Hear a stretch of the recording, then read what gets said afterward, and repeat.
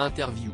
Présentatrice du magazine de la santé, Marina Carrère d'Ancos a aussi décidé d'incarner un documentaire consacré à la fin de vie.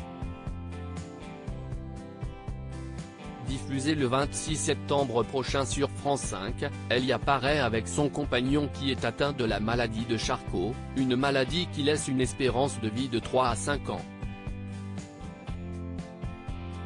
Depuis plus d'un quart de siècle, Marina Carrère d'Ancos éclaire les Français sur les problématiques de santé. Femme de cœur et engagée, la présentatrice du magazine de la santé a décidé de se lancer dans un combat pour son compagnon et les Français qui réclament le droit de mourir dans la dignité. Afin de mener celui-ci, elle incarne le documentaire Fin de vie, pour que tu aies le choix, qui sera proposé le mardi 26 septembre à 21h05 sur France 5. Elle y évoque pour la première fois la maladie dont souffre son conjoint, la maladie de Charcot. Marina Carrère d'Ancos évoque pour la première fois la maladie de Charcot dont souffre son compagnon Télé Loisirs. Dans ce documentaire, vous révélez que votre compagnon est atteint de la maladie de Charcot. Pouvez-vous expliquer ce qu'est cette maladie?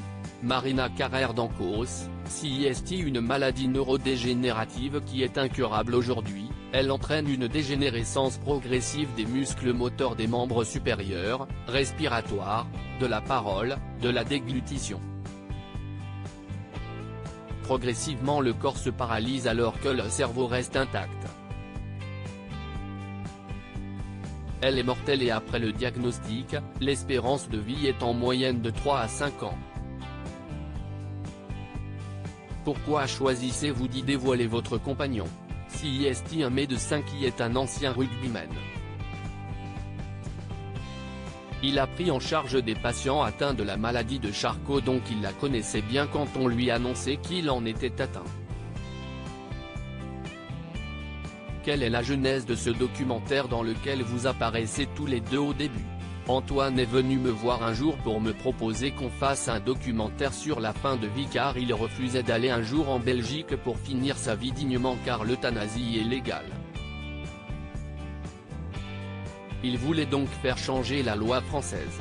À l'époque, le documentaire ne s'est pas réalisé, mais, plus tard, lorsque j'ai voulu incarner un documentaire sur ce sujet, je lui ai demandé s'il voulait participer et il m'a dit d'accord. Marina Carrère d'Ancos sur son compagnon Antoine, je trouverais inadmissible de devoir l'emmener en Belgique pour se faire euthanasier. Votre compagnon influence-t-il votre engagement dans ce documentaire? Je mène ce combat aussi pour lui car je trouverais inadmissible de devoir l'emmener en Belgique pour se faire euthanasier le jour où il l'aura décidé. J'essaye donc de faire bouger les mentalités.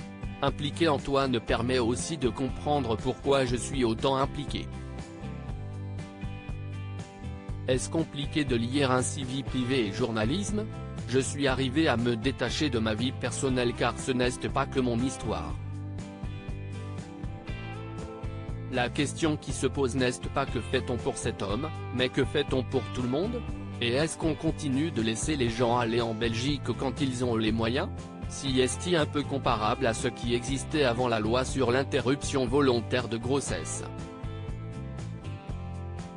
À l'époque, les femmes qui avaient des moyens pouvaient aller avorter à l'étranger et celles qui n'en avaient pas pouvaient soit garder leur bébé, soit avorter dans des conditions épouvantables et de manière hors la loi.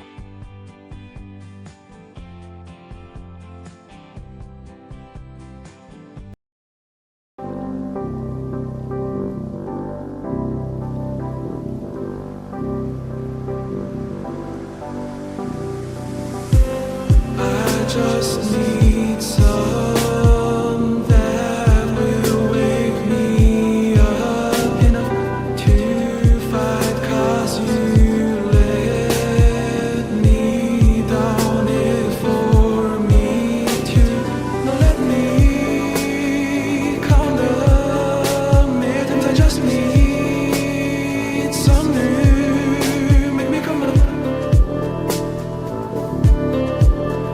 We were that we had to